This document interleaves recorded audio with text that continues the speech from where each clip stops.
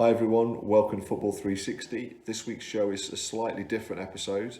Welcome Tony, me and Rob Atkin on the show to discuss the state of English coaching in light of some of the changes that the FA have announced as a result of the economic reality of COVID. The funding has been cut and as a result they have scrapped the FA coach mentor system. They've made a number of people redundant. Coach education has been coach education roles have been slashed. And the support that young and developing coaches are likely to get moving forward is going to be much less. There's going to be much less provision than there has been in the last 7 or 8 years. So we wanted to talk about the impact that this may have on the coaching pathways, on the coach development opportunities, and also on the players themselves and the state of English football in general as a result, both from a grassroots perspective but also from the professional game perspective. Tony Mee, as many of you will know, has already been on the show. Fantastic guy with such great influence, a fantastic social media presence, and someone who has supported and helped so many coaches over the years, both using his social media, the power of social media, but also as an FA coach mentor himself. He's currently working in Doncaster Rovers Academy and one of the best guys out there to be able to share his views on this subject. Rob Atkin is a guy who has worked at Newcastle United. He's worked at other clubs as well as Wallsend Boys Club in the North East, which is probably one of the most famous kind of talent production factories out there. But more so than that, Rob has done an awful lot of work working as an FA coach mentor, but also in a more informal manner, supporting so many coaches and so many schemes and groups in the North East over the years. So I'm delighted to have the pair of them on the show. Fantastic football men, fantastic human beings, and guys who are going to be able to really delve into the subject and cover not just the coach education stuff, but the players, the quality of players that are being produced, and England's prospects for the future. I hope you enjoy the episode. Hello and welcome to Football 360. This week, this isn't a one-to-one; it's a one-to-two. Second time I've had two gentlemen on the call with me, and this week I'm delighted to welcome Tony Mee and Rob Atkin. Good evening, gents. Good evening. Good evening to you both. Great to have you both on. We're gonna get straight into it and talk about not specifically the FA and the news that's come out of the FA recently, although we'll cover it, but more just the state of coaching, coach education, and the development of the right sort of football culture in the UK, and what we can do moving forward. So I just want to start with a bit of a statement from me, really, just to say that I kind of, like a lot of people, had a lot of questions when the DNA project was kind of announced back in 2014. I was, like everyone else, wanted to have pick the bones out of it and question certain things.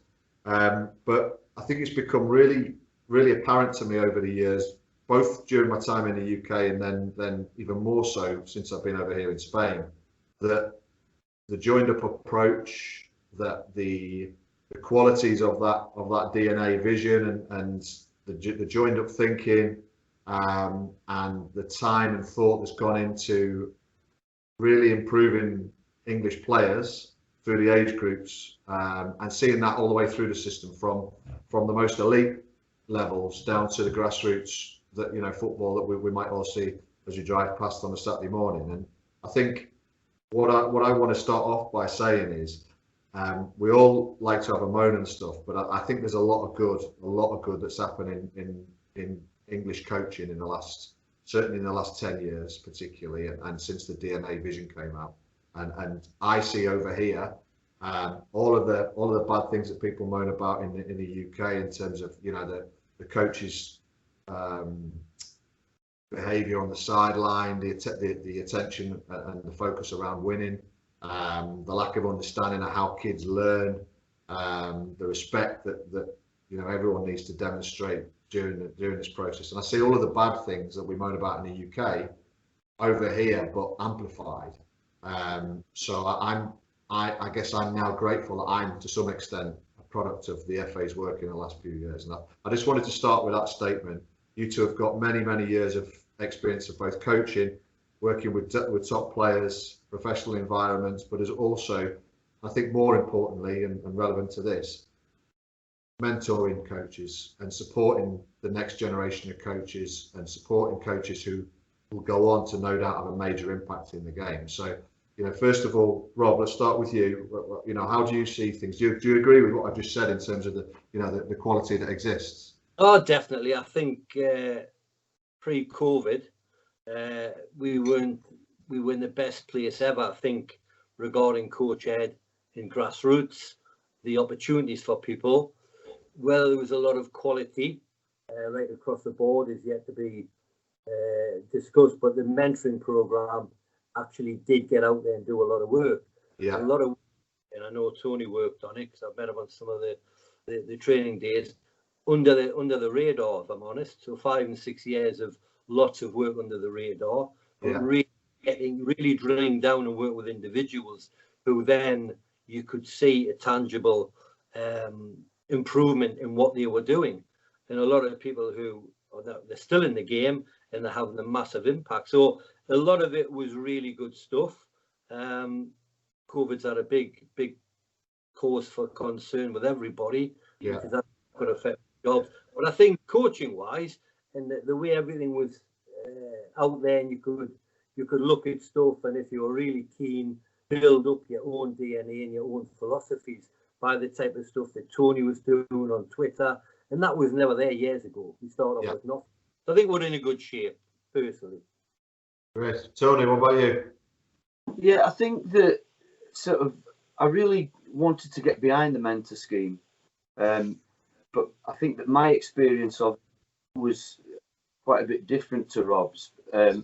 Now, I followed the stuff that Rob and Billy Horn and some of the others up in the northeast were doing, and they seemed to get a really positive buy-in from the clubs that they were working with. But because I had to get out of it after a fairly short time, because I went back into the pro game full time and didn't really have the time to commit to it. The sort of 18 months that I had, the 2 clubs that I was allocated, and bearing in mind they had to apply to be selected to go on this, there was no real joined up thinking in the clubs. So my mission statement, I guess, when I went in was, look, I can do this any way you want.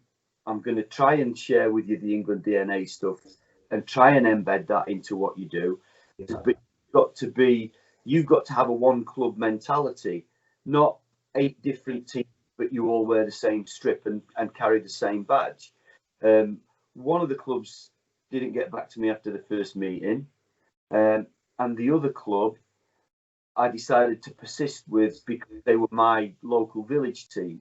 And there was maybe half a dozen coaches in there who really needed that help and really wanted that help and attended every meeting. Some of the others, they just weren't interested in things like equal game time, having different starters and different subs every week.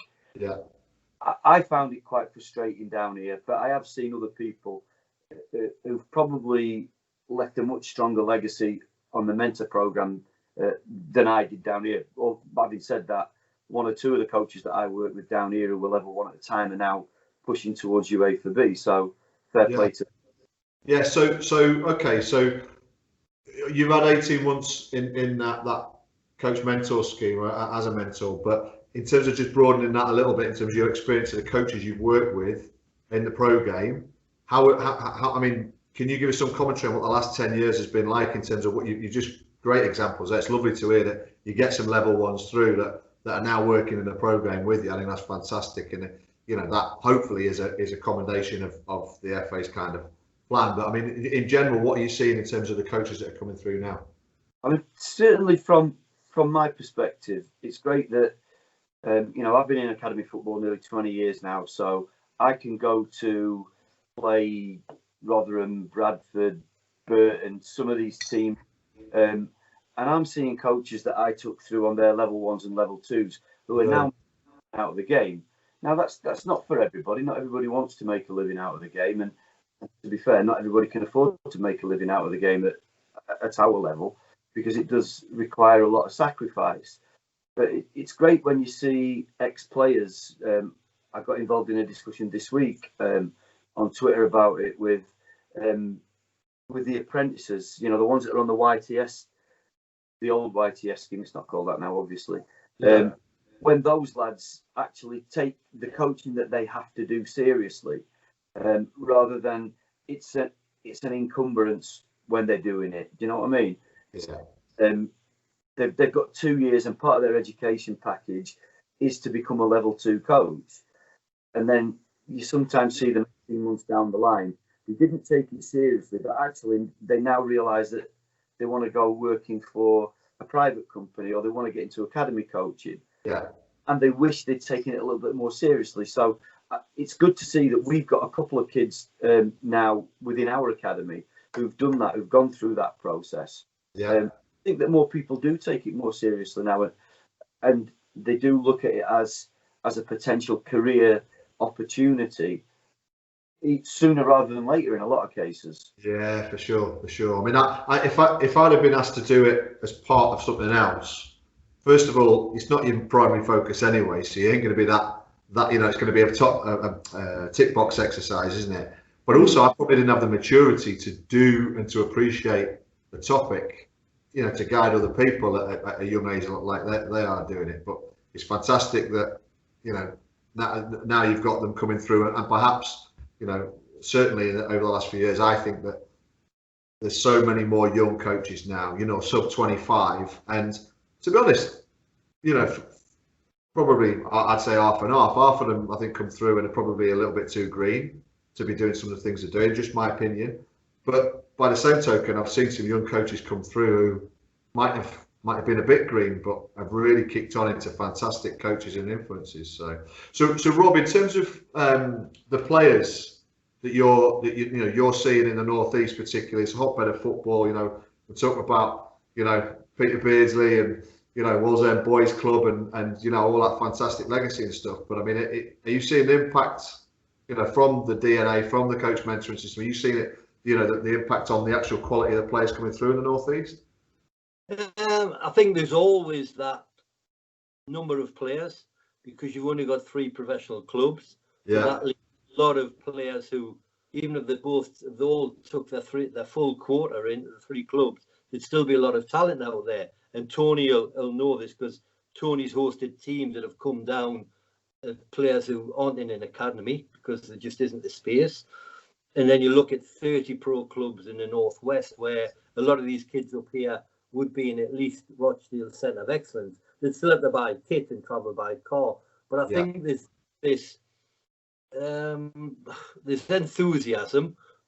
Although lately it's been more from the parents, and kids get into football a lot earlier, and it's what they do. But it's actually becoming, for want of a better word, more of a middle class sport. So you need the big quick boots, you need a parent to drive you there and stuff like that. I think the talent, there's talent there, but all of the talent you've mentioned there all came from industrial areas, which we don't know a lot of. So same as Middlesbrough or Yorkshire or Merseyside or Glasgow, those places aren't there anymore. So the kids find other things to do. But I think coming into academies, as Tony's alluded to, need to be told a bit more truth that chances are you might get a scholarship. Chances are less you might get a pro course. So let's try and get you a coaching badge.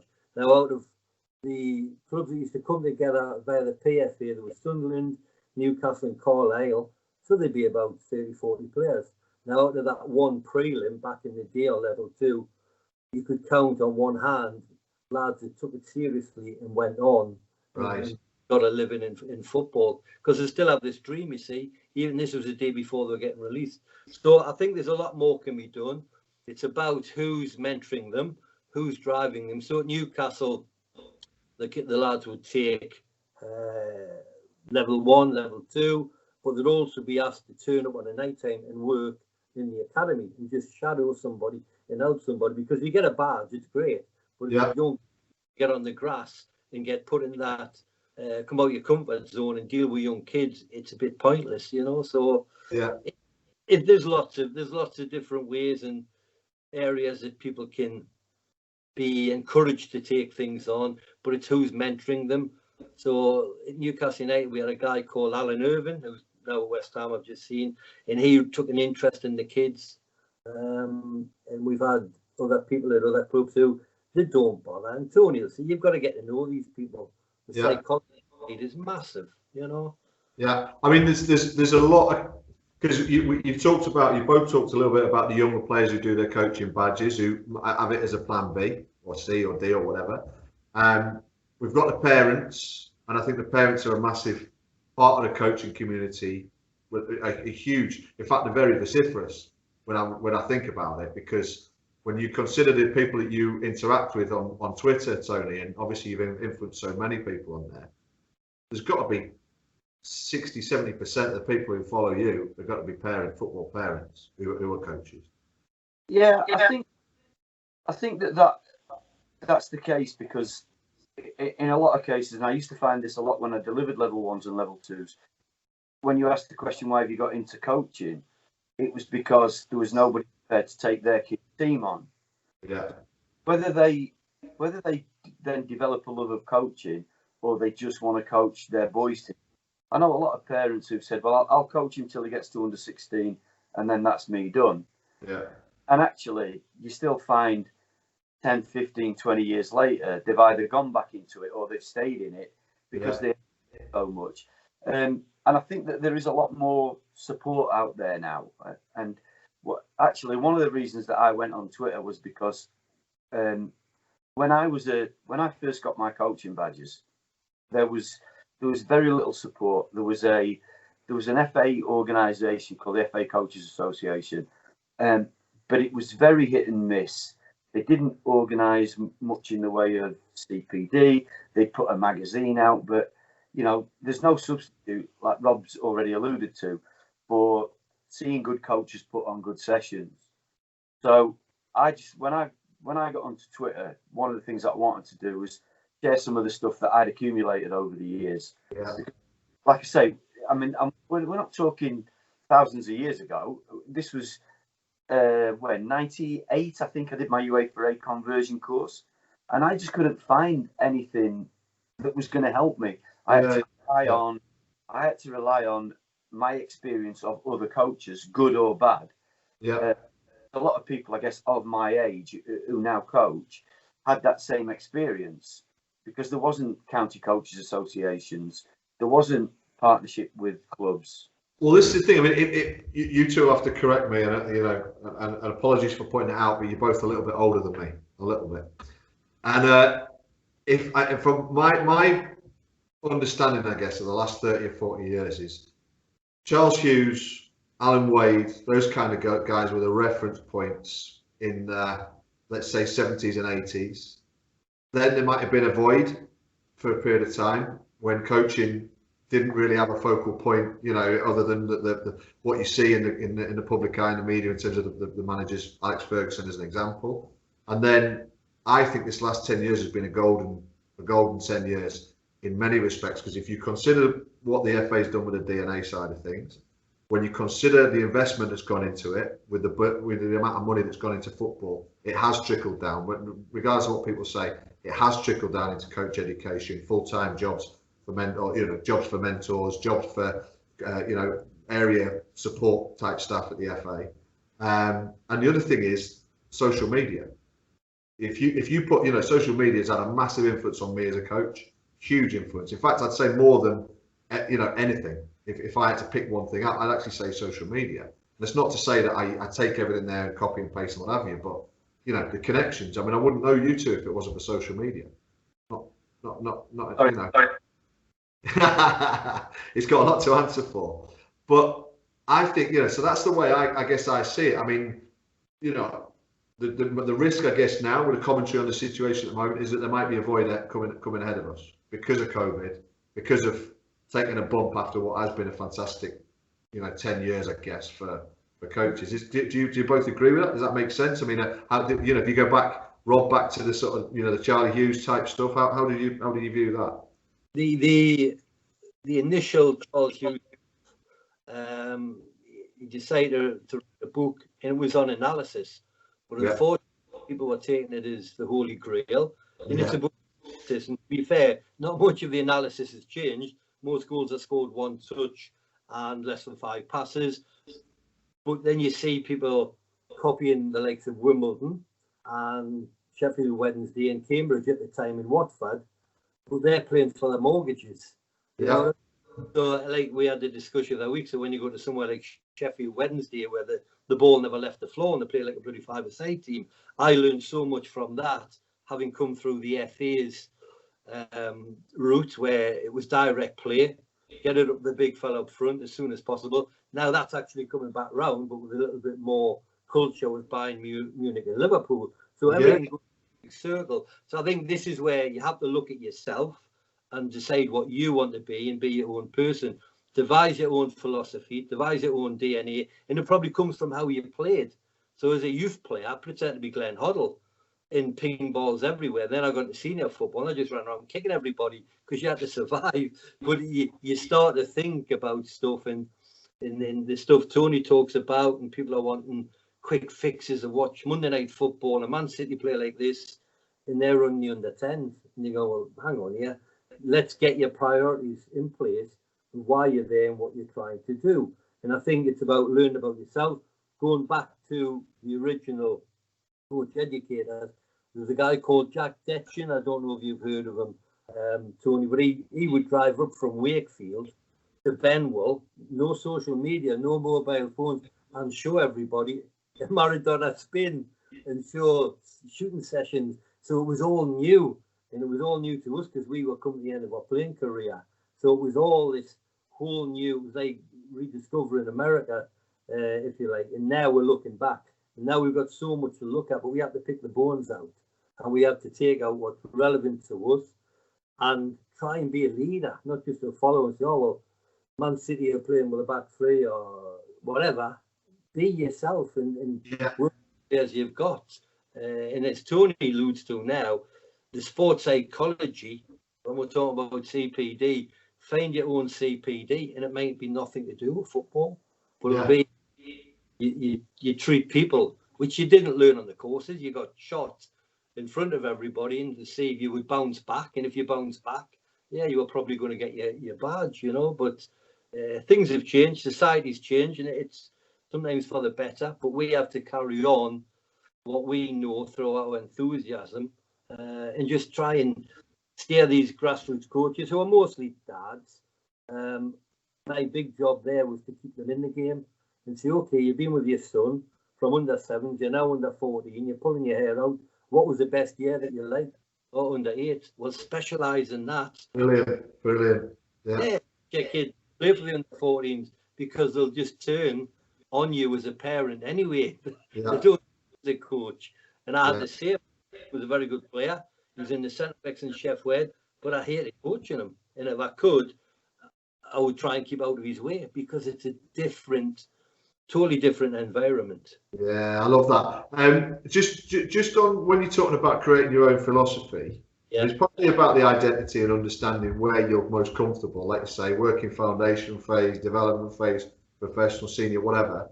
But where do you think the framework and the consistency, because what I like, and I'm going to go on about it a lot on this call because I feel really strongly about it, is the consistency. I don't like that term, the golden thread, but it's really important that there's some consistency in practice, in understanding, in standards, in just job preparation, for example. And I think if there's consistency in a club, Tony alluded to it before with a grassroots club, and then let's say a county or an association, or a professional, let's say the EPPP in the Premier League, if organisations have some consistency about them, there's room to create your own identity. But that framework brings everyone up, in my opinion. But so where do you see that kind of stopping and the individuality starting? Well, with a lot of clubs within Northumberland and in Durham with Billy as well, you've got your elite clubs. I'll not mention them. You've got your elite clubs, and that's okay. That's their, and you've got your community clubs where there's 40 teams who are basically, they've got so many teams you just wonder why they exist, because nobody talks to each other, but it brings a lot of finance in to pay the bills for the training facilities and stuff like that. So in the 40-team club, my job is to say, look, you need to get a bit more of an idea of where your players fit. And if you've got a recreation player, they don't have a team, but don't even train. You don't need to have a development when it's slightly smaller kids or whatever who are trying to strive, and you have your performance. Because this club, I'm not mentioning the name, had 40-odd teams, and they were losing all the best players to a club 5 miles up the road because they weren't promoting their players into the group with the better players. And the training was boring. It was run by your dad who turned up and, you know, balls were half blown up and stuff like that. So being somebody who's leading the club, and a bit what Tony was talking about before, I never had any problems going to any clubs up here because I know most people, but I'd go and find out who had the power, and I'd basically spend time with them. And if it was in this whole club that I ended up working with one person, then I worked with that one person. I didn't have a problem with that. But again, it's about giving people the knowledge and the confidence that we've now got, but it's taken us 30, 40, 25 years, whatever, to say, look, be your own person. Don't copy people. And that was one of the things with FA coaching, Tony's talking about it. We used to be clones of Mickey Wadsworth, Martin Hunter, but then you come away and go, actually, it takes a while, but you become your own person and have skills and you know, ideas on why you're there, I suppose. I don't know what you Yeah, go on, Tony, what do you think? Yeah, it's that driving test analogy that people use a lot when they talk about coaching. You know, when you go on your driving test, you're taking your driving lessons, your hands are at 10 to 2, you shuffle the wheel around. The minute you pass the test, you're spinning the wheel like a boy racer. And I think that coaching was a little bit like that when I was in coach education. But you know, I do believe there's still a place to stop, stand still, because they're just words. That it's just a way of controlling the session. But now, when some people hear that, they go mental. It's like they think it's been banned. That it's almost tantamount to abuse. Well, you know, I could do that, or I could have a whistle in my mouth, or I could shout relax. As long as the players know, you know, that's my way of doing it. Yeah. So you get away from that driving test mentality, and as long as it's safe, you know, we all spin the wheel every now and again, and so why not spin it while you're coaching? Because, like Rob said, you have to develop your own personality, because if you don't, you won't last. The kids will find you out, or the parents will find you out, or your employers will find you out, whether that's a club or the FA, or whether you're in a paid environment. You've got to. The bottom line is for us, and I've mentioned this a couple of times on other podcasts or when I've done my Facebook Live stuff. You're there for the players. You're not there for you. If you're there as a mentor, you're there for the coaches, but they're there for the players. So ultimately, you've got to have that connection. It's about it's a people thing. Yeah. It's not a football thing at all. It's a people thing. You have to connect with them. You've got to help them to connect with their players. Yeah. No, that makes massive sense. I mean, I really like the driving test and then your journey as a driver and spinning the wheel and that analogy, because it's so true. And that, like I say, that bit of individuality or whatever, if you don't, and you are constantly driving at 10 to 2, no one's going to buy into you, because what you just said there about your personality and connecting with people, that's how you connect, is by being different, by communicating in a different way, by having a little bit of whatever it is, a bit of arsehole about you, or being or for young kids being a real animator who's really lively, and you've definitely got to do that. It's a really good analogy, So, I mean, I want to talk specifically about the players that we're producing a little bit now. We'll come back on the coaching in a bit, I suspect. I mean, how do you see, Rob, what's your view on the type of players that England at the elite level, at the age group level, through 16, 17, 18 or 19s, 21s and into the senior side, how do you think the players are fit to potentially win World Cups? I didn't like the DNA that the FA setting out and saying we have to win the World Cup in 2022 in Qatar. I don't think there's any connection, in my opinion, whatsoever. I just don't see that as, it can be a byproduct, but for me to bring everyone up would be better than for England to, the difference between winning the semi-final on penalties and going through and winning the World Cup. That's just my view, but go on. I think to make a statement like that, we need to win this by 2020. The people that make those statements tend not to be around when that time comes. They get themselves in a job, and I think it takes something horrendous, which we've faced in the past, like didn't qualify for certain World Cups and this, that, and the other. And I was over in Germany, 2006. Me and Neil Winskill went over, and it was at Dortmund. World Cup was just about to start, and Spain were based there. And we met the guy in the soccer school that had been built by World Cup money, and he talked about they just had a complete overhaul because the German FA have got lots more clout. They could have had a FA Premier League with money coming in, but they didn't want it because they knew it would affect the national team. And they got out and they worked right across the country, really got into grassroots clubs. Recently been over to Belgium, they get into grassroots clubs. I think that's something that doesn't happen here. The elite side that you're talking about, we've got some very good players, very good athletes, but I might be sounding like an old fart here, but there's not many people get my arse off my seat. There's not a Gascoigne or a Waddle or a Giggs or a Hoddle. I just see a lot of very functional stuff. Jamie Vardy can score hat-tricks against Man City. Yet he's not in the England squad, and there'll be reasons for that. So I think the idea of what we're producing in its change, it's gone a lot on athleticism is massive, and mini soccer when it first came out, they were dragged kicking and screaming in Northumberland to actually take that on. Yeah. Raheem Sterling's probably one of the first that have come through the mini soccer age.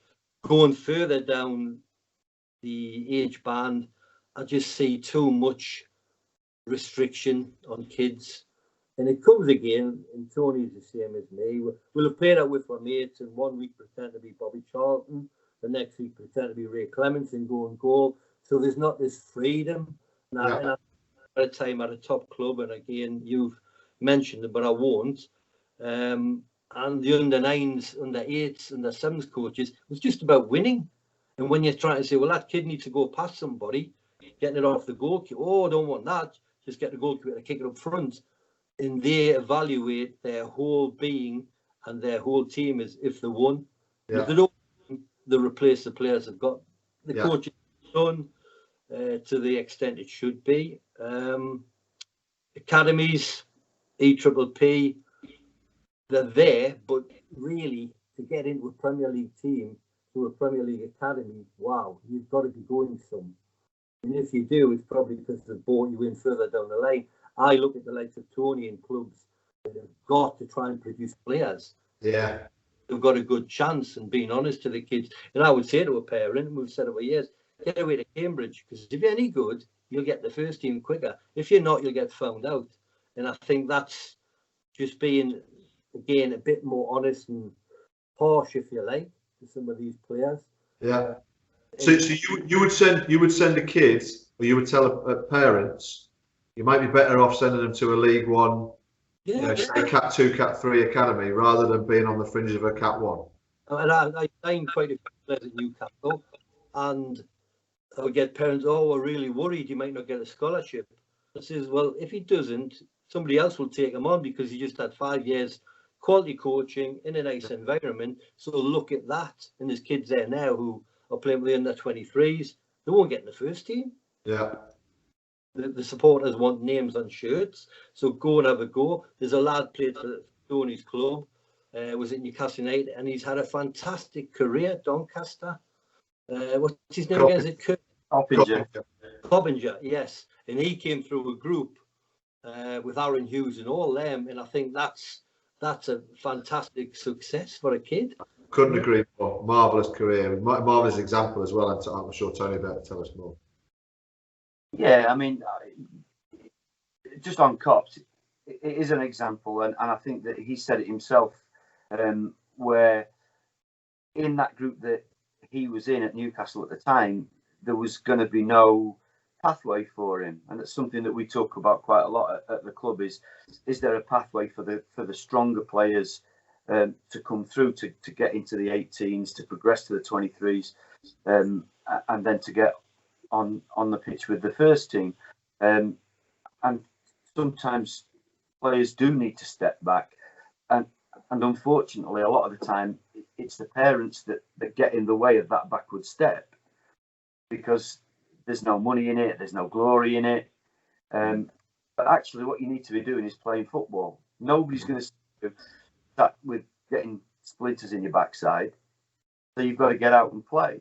Going back to the original part of your question there, Kev, about skillful players, I think, and I've always thought that we've got lots and lots of skillful players, and I don't have any, I don't have any sort of truck with the ones that say, "Oh, Dutch kids are more skillful or Spanish kids are more skillful." We've got equally skillful players.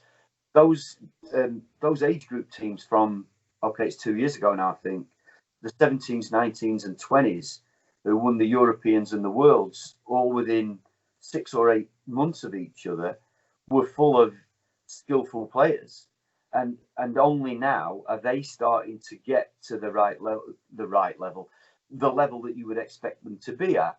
Yeah. So Foden's, your Sancho's, you look now at Rashford and Mason Greenwood. These are really talented, skillful players. Yeah. But unfortunately, the lower down the pyramid you go, I guess, the less, not the less chance, but if you're at Man United or Chelsea, they can give you that extra 2, 3, 4, maybe even 5 years of developmental time. If you're at a category 3 or category 4 club in terms of academy setup, you've got to be much closer to the first team at 18, no matter how skillful you are. Yeah, because you can't carry you for another 2 or 3 years. Yeah, so there's a story about Lingard at Man United. That they played Lingard down, they hung on to him, and eventually he's got the recognition that they felt that he was worthy of.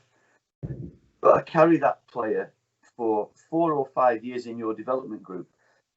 And bearing in mind, he's not 175 quid a week anymore. So where are important, tougher decisions have to be made. And you mentioned, players have got to be functional. Well, yeah, unfortunately, at a League One or a League Two club, they're not bothered whether you can keep the ball up in the air 100 times. What they are bothered about is, are you prepared to work your nuts off? Are you prepared to run around the pitch when we need you to run around the pitch? And if you've got a little bit of extra talent, skill, pace, goal scoring ability, I'll take that as well. Yeah. So on this one, I mean, first of all, a couple of things I wanted to say on what you both said. Rob, if you'd have asked me 4 years ago, I'd have given the same answer as you in terms of the players. They don't excite me. They don't get me up. What I hated, my pet hate at the time, and it was only based on my experience, was that we had lots of players who wanted to play somewhere in the middle of the park. They might could give themselves numbers, a 4 or a 6 or a 10, and this is where I play. Not a wide player who takes on individuals, not a centre half who wants to stop, who wants to block, who lives for defending in clean sheets. Not an attacker who would pull the trigger when he had half a yard. When it was all, well, I play CDM and I can open my body and shift the ball side to side all day long, and isn't that what real footballers do? Well, no, it wasn't. But the flip side to that is, I think and I suspect that it's partly down to the likes of maybe, Pete Sturgis. I think that's starting to come through now, but it's all linked to the DNA, the quality, the technical quality, and what you prioritize at a younger age in terms of the love of the ball, in terms of the imagination, in terms of the playfulness. I do think that we're starting to see those players come through. Foden is probably the best example. For me, he's top 10 midfielder in the world already. Just for me, and that's all based on he can twist, he can turn his balance, He can go past people. He can pick a pass. He can score goals. He can arrive late in the. But I mean, but he's with the ball. He is just an unbelievable talent, and I think Hudson-Odoi and people like that. You know, that we have got some players that do get me excited, but it's only the last 2 or 3 years, and I think we'll maybe only see the real fruits of that labour in another year or two's time. That's just my gut feel, because I do think, as Tony says, we've got the best players in the world. We're as good a players as any other country has got in terms of raw material. And they must be really strong personalities, or they've got coaches who really get into their heads and give them freedom. Yeah, I've seen it in the academies. Kids who are scared to try things, kids who are not brave, they're just they're going to hide. Some of them just go and hide. Yeah. They're not mistakes, but they don't say that people are going, hang on, well, I'm watching you, and you just cheated. You know what I mean? You want somebody who's going to have a real go. And I mean, you'll get every now and then, this kid stepped up to train with Newcastle's first team, with Rafa. This kid stepped up and he's been trained. But they'll step up and they'll get the ball, they'll pass it to somebody else. They'll get the ball, they'll pass it to somebody else. If that was Gaza, he'd be trying to chip the goalkeeper from forward. And I think that take a straitjacket on these people. And you could put 20 of them on the pitch and they'll all look the same. Longstaff got in because of injuries and this, that, and the other. And he gets the ball and he has the audacity to take a shot against Man United because he's that type of kid. And he'll put all his eggs in one basket, what have you. That just doesn't seem to happen. And I've seen people coming in and we've signed this player and well, this looks like the one we just got rid of. And I think maybe it's the world's changed and what have you, and it's about staying in there and earning the money and what have you. But what I'm trying to say is that I think that we just want a little bit of somebody to go on, have a real goal. Well, we suppress the character now, right? The world suppresses the characters of young professional footballers, doesn't it? Gaza wouldn't survive today. He wouldn't survive with the media. He'd be hounded out. He'd be chastised. He'd be isolated, and he wouldn't have progressed like he did. And you know, having a love and nurturing the individuality that people like that and characters like that, warts and all, for better or for worse, is a skill, an art, and an elite process in itself that, you know, it feels to me like we haven't quite got right.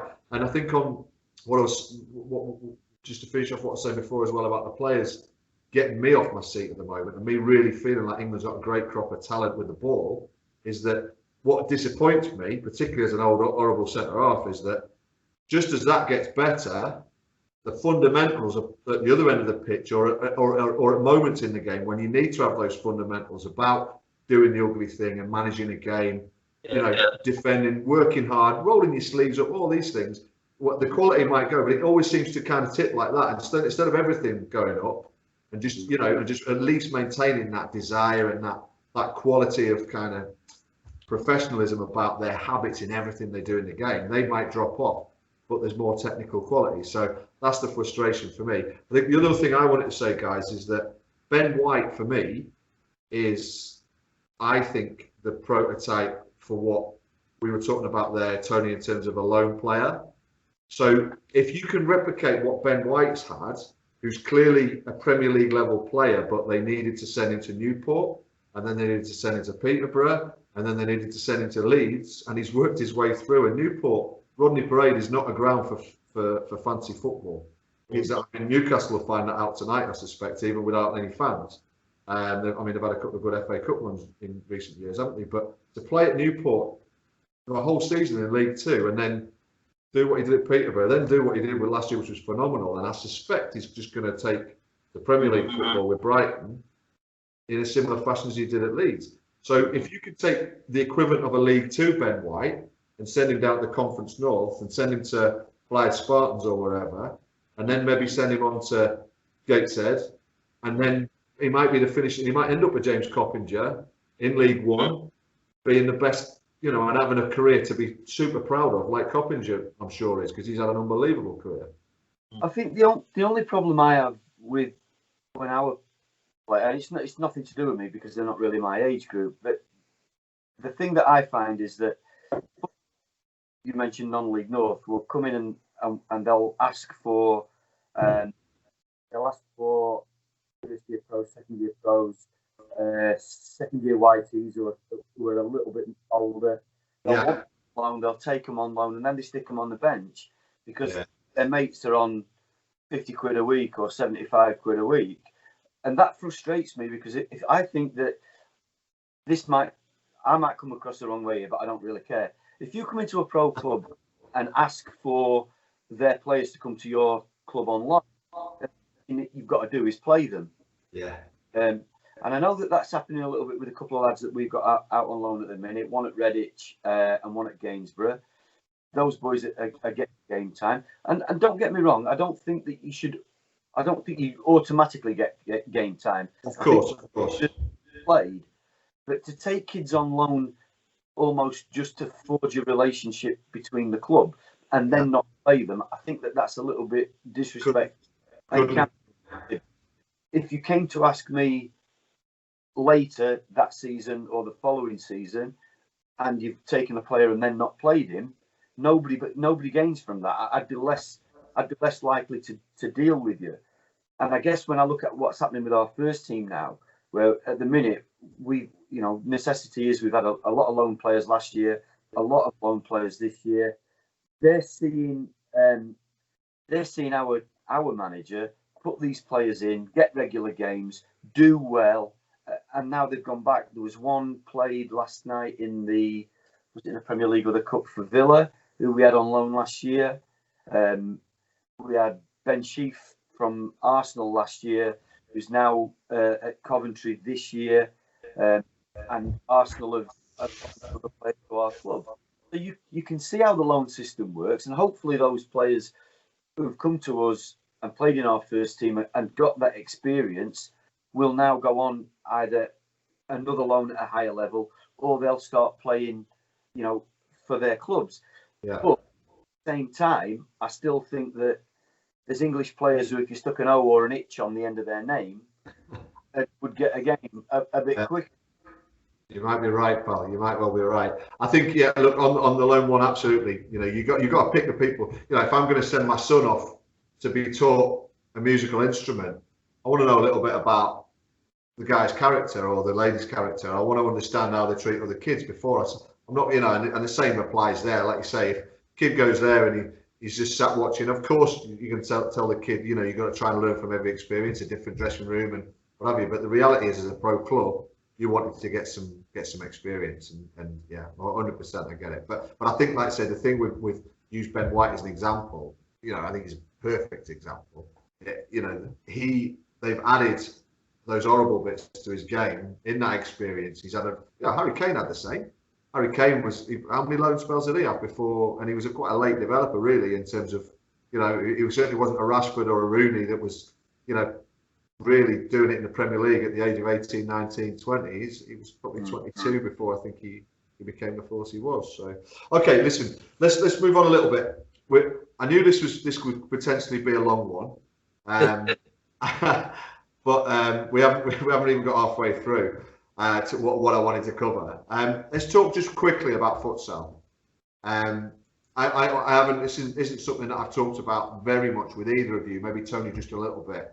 But I mean, what's your view on futsal and the relationship with football? And I get everyone has a view. If you're a futsal person, you see it as a sport in its own right. You're going to have a passionate defence of the sport itself. I see it more from a tool to help develop your footballers. Just my view. My generation, we played five-a-side indoors, and it was probably in addition to what we already did 11-a-side. Yeah. And you were allowed to smash people into the walls, and you played with a fluffy ball that you couldn't control. You couldn't go in the box. But Rob, we've got an image of you when you were younger as a real monster. You know that, Rob? Oh, I've got no idea.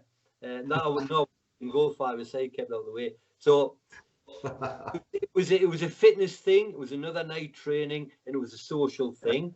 And the league's massive. So many leagues, unbelievable.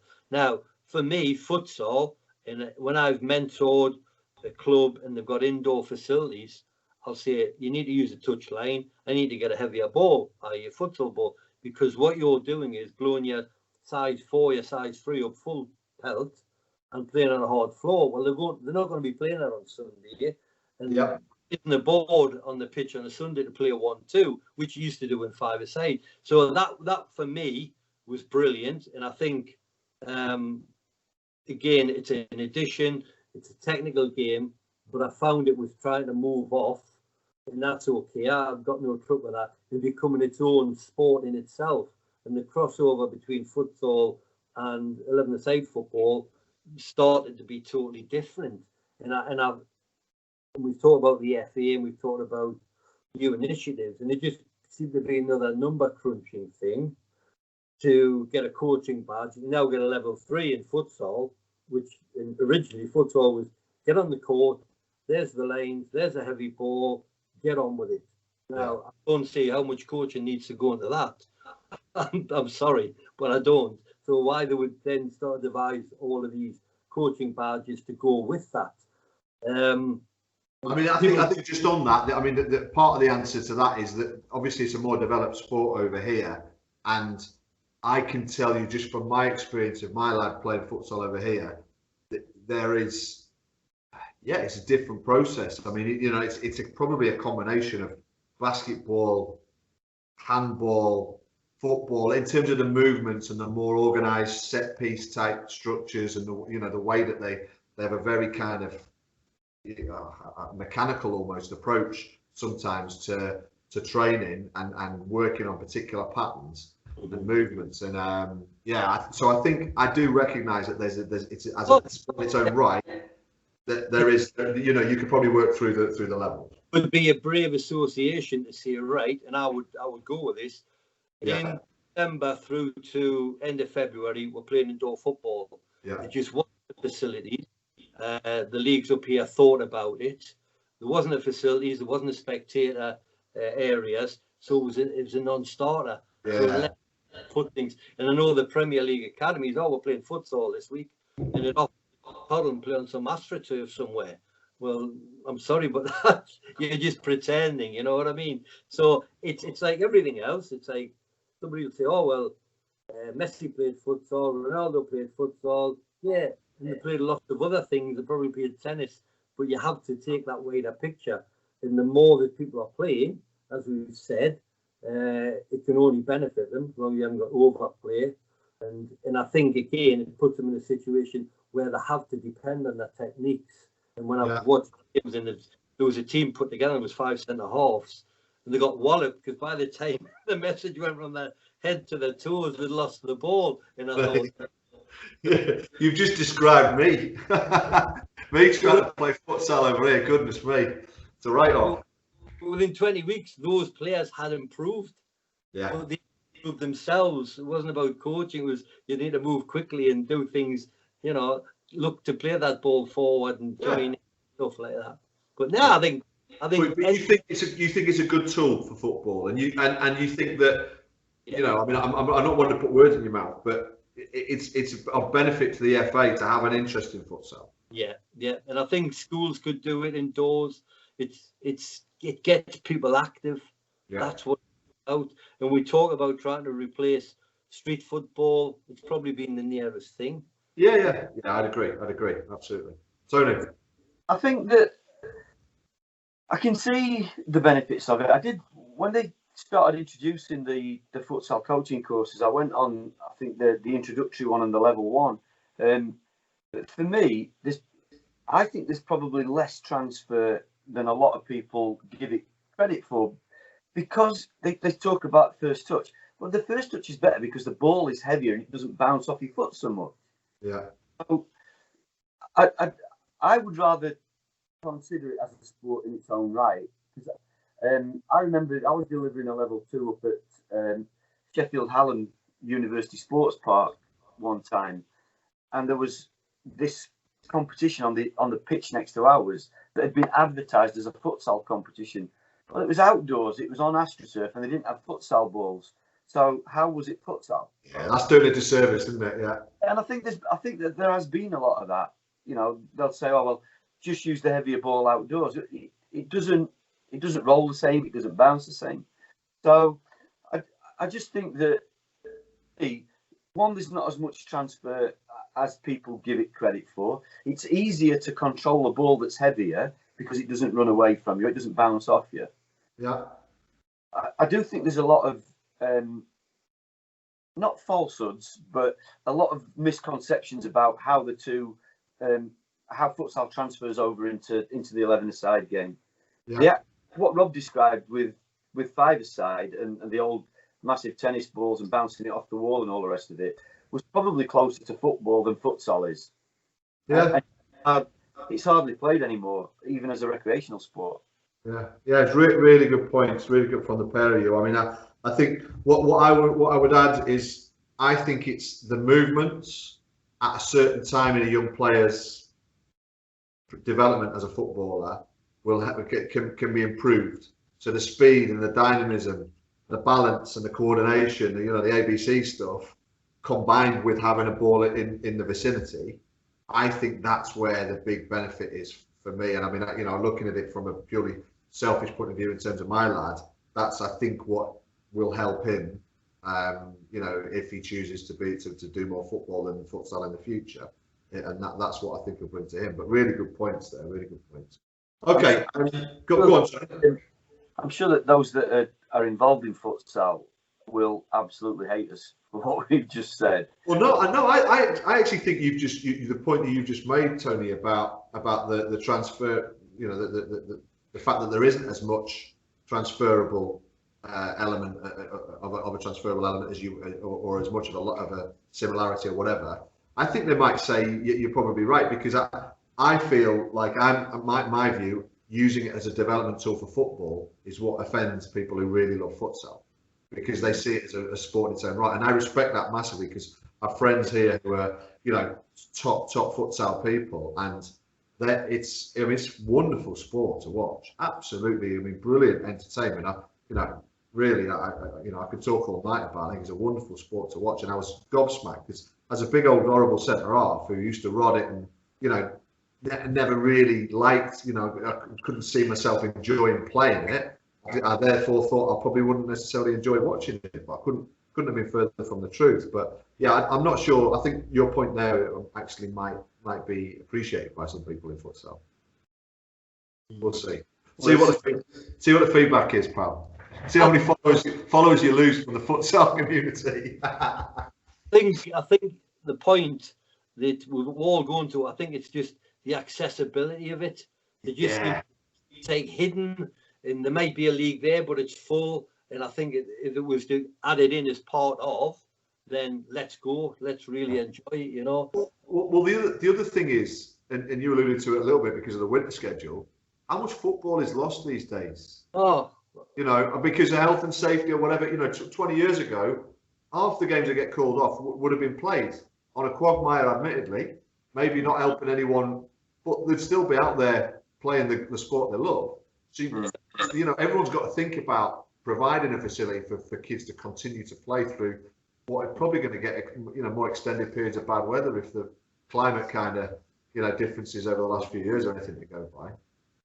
When I played in Germany, they had a 2-month shutdown over, I think it was January and February, and they had an indoor football season. I can't remember whether it was 7 or 8 aside, but like Rob said, the facilities over there were put in place for that, because they did have harder winters.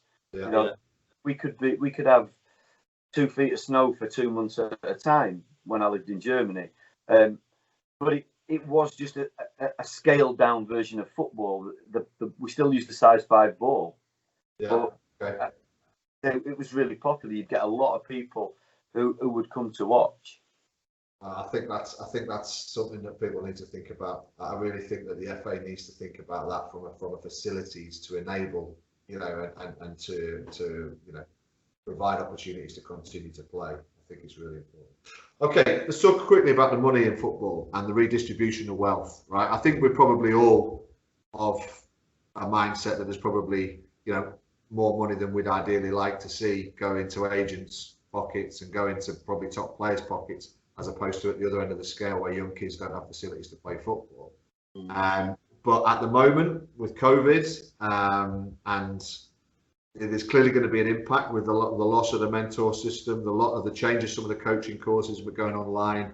There's going to be an impact on the quality of the experience.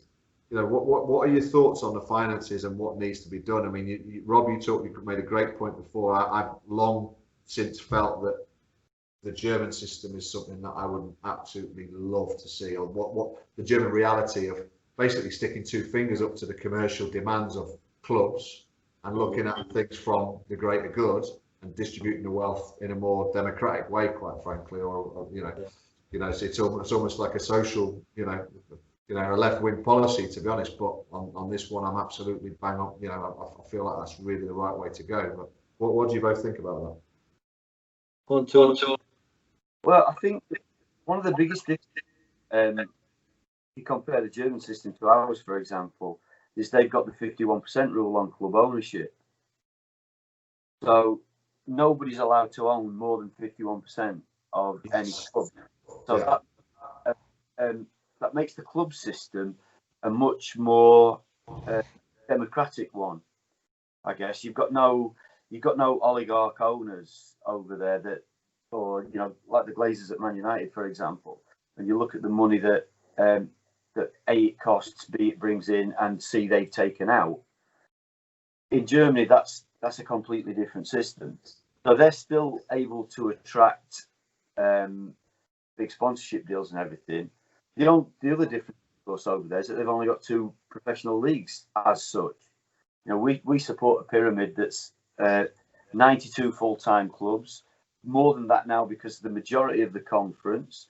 And you've even got there's at least one club that I know of where I've worked before who are full time at more than there's more in the Conference North and South. There'll be 7 or 8 clubs at least at the time. In terms of it'd be great to see the money equally distributed, but then it becomes more of a moral argument than a business argument. You start to drag in the equal pay argument between women's football and men's football, and the pressure that was put on certain Premier League clubs to run women's teams, and they were then parachuted into the top league at their level with no history. So I think it's a really difficult one. I can't pretend that I'm ever going to know the answer to what to do with money in football. I think there was meant to be some announcement today, but if there was, I've missed it. I've not really. Yeah, the conference clubs, the conference step 6 clubs, they're going to start on Saturday, and the government is going to subsidise them to the extent of like 20 million. Is it 20 million? Yeah, to basically allow them to continue to play football and to continue to operate with fairly similar budgets. I mean, if it's a freebie, then it's great for the clubs. Yeah, I think there needs to be a lot of scrutiny on how they spend it. Yeah, that was my understanding of it. The disclaimer on that is I've only read one thing and skimmed it, but I agree with you as well, because if someone ever paying out sky high wages that might near bankrupt the club, even if they had got in full gate, then you'd have to question it. But the little bit they're talking about the average gate, so right. They're not losing out massively.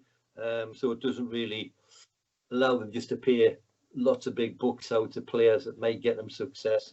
My experience, and it's an interesting one, because being basically employed by the local council, then the FA, but still working for the local council. When I went to Newcastle United to work in the foundation, and I got to see from the inside the FA Premier League and the shed loads of money that they would give to foundations, and a lot of money used for Premier League for sports, which was basketball, table tennis, volleyball, judo. And you thought, well, that's a lot of money and lots of initiatives that clubs just will get staff. I remember talking to the guy at West Brom at one of the meetings down in London at the Premier League, and West Brom were getting relegated. He said, I can't wait. He says, because then I don't have to do all these new initiatives. He says, because I can't keep up with it.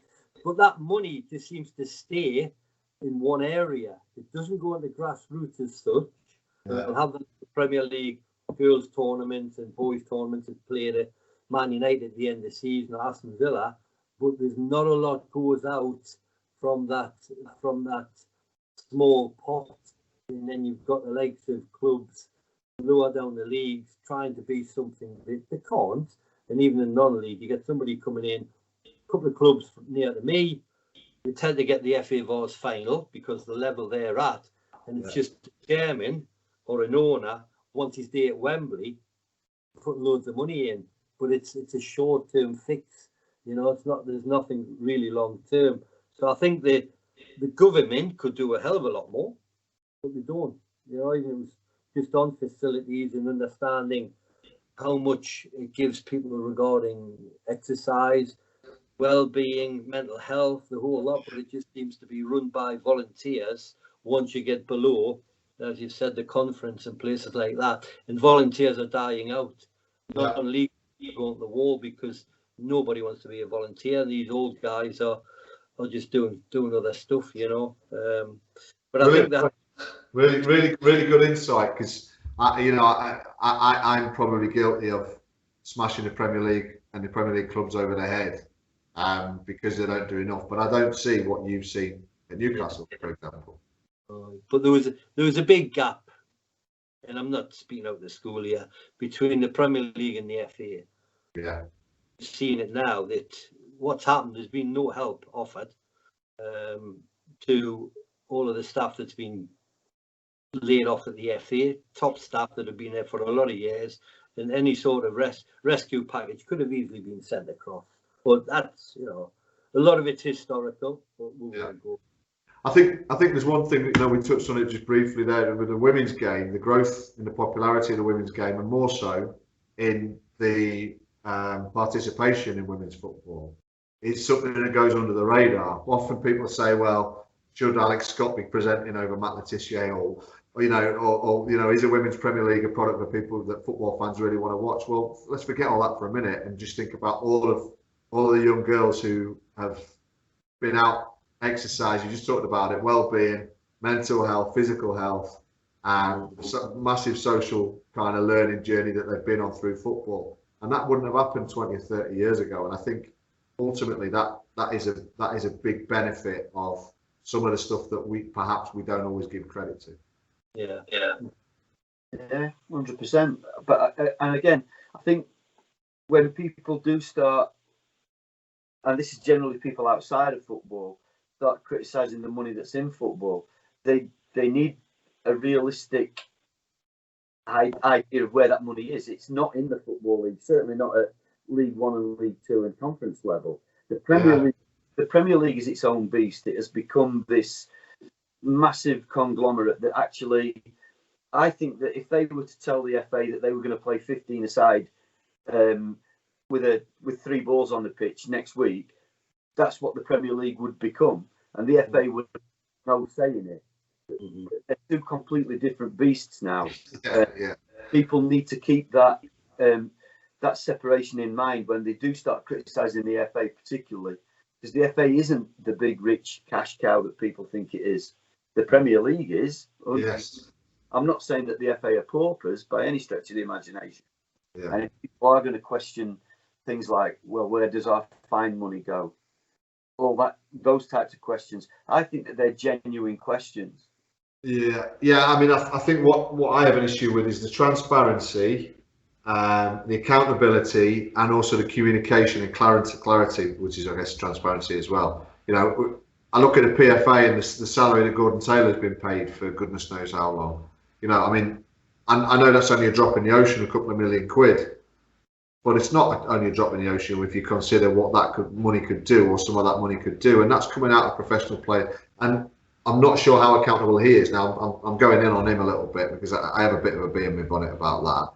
But the same is true of the FA. The FA is not transparent enough, and isn't, you know, like the recent news about the reductions, the cuts, you know, the coach my mentoring system, etc.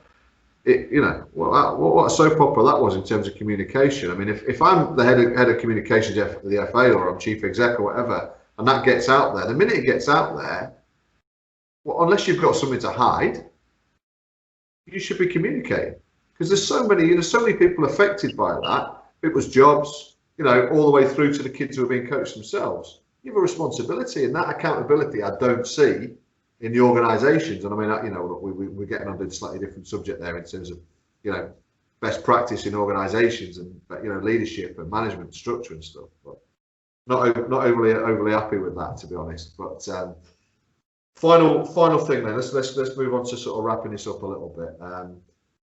What do you two think? Slightly, you know, with the angle that, you know, we're going to be left with some holes after this experience, after COVID, and we don't know how long that's going to go on for and what the full impact's going to be. But we know we're going to be left with some holes. What do we do to continue the good work?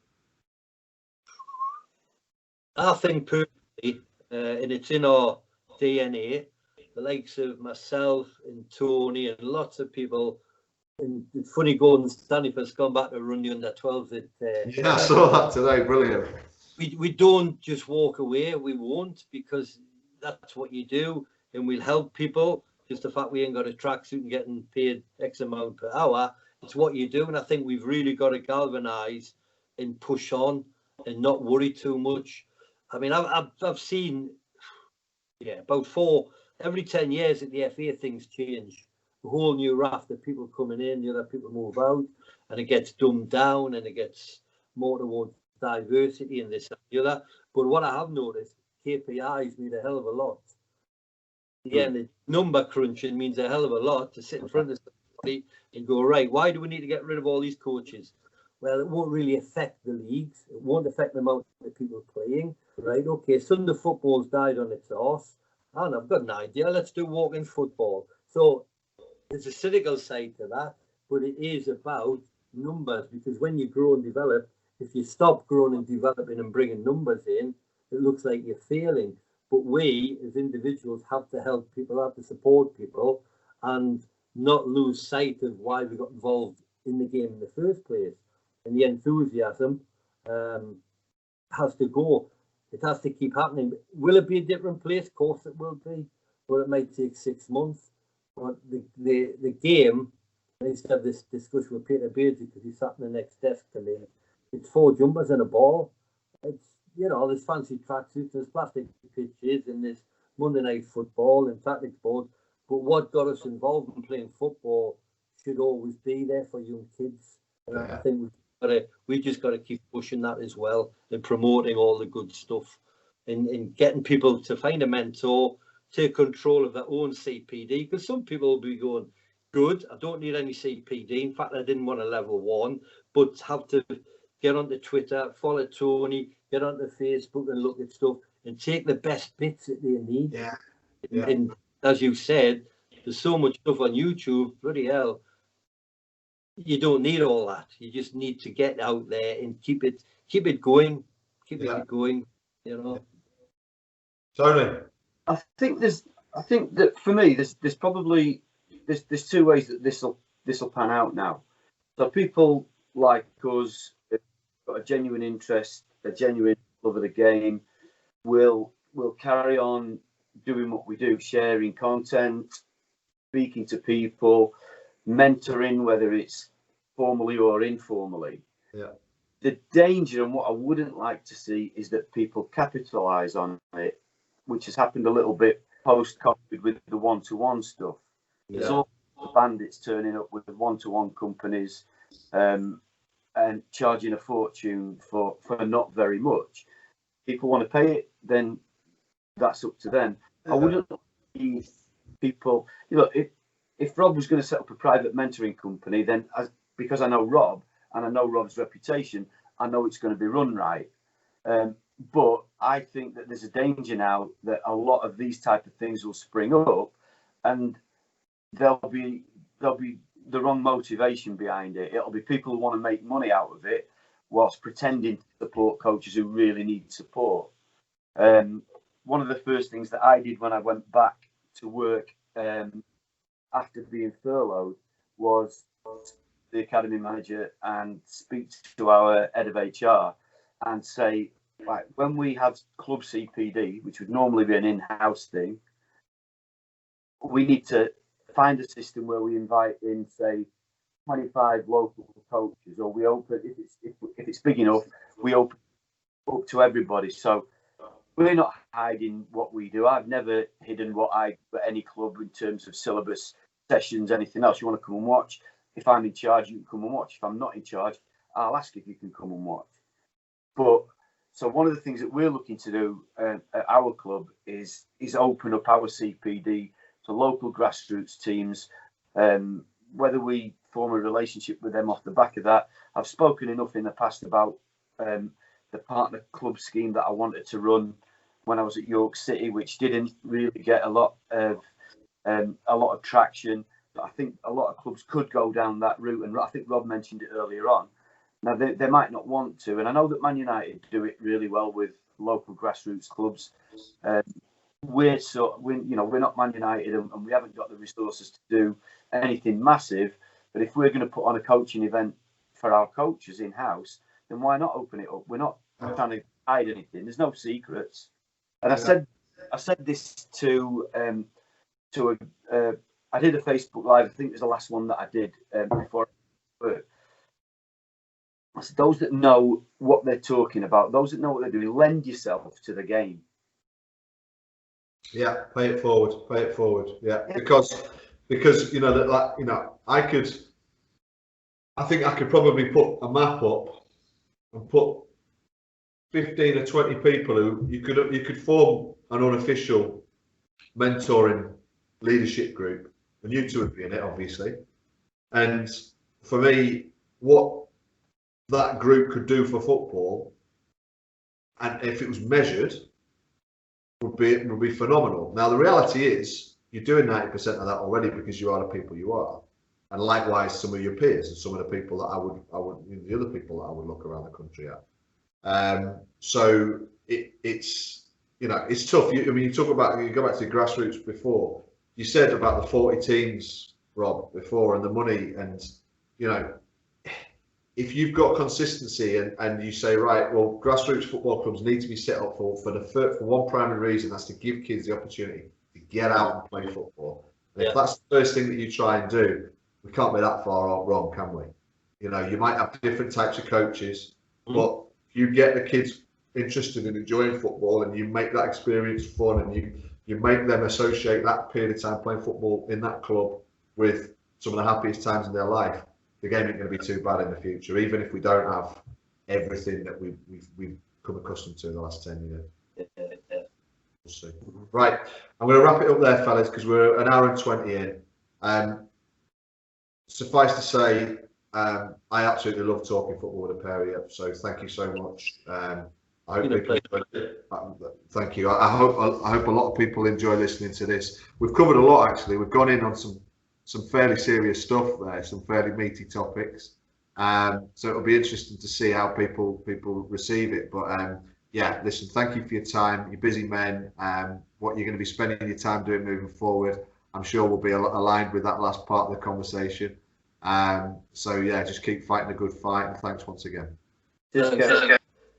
Thanks, Rob. Thanks, Tony. All the best. Ta-da. Cheers. Pleasure. All right.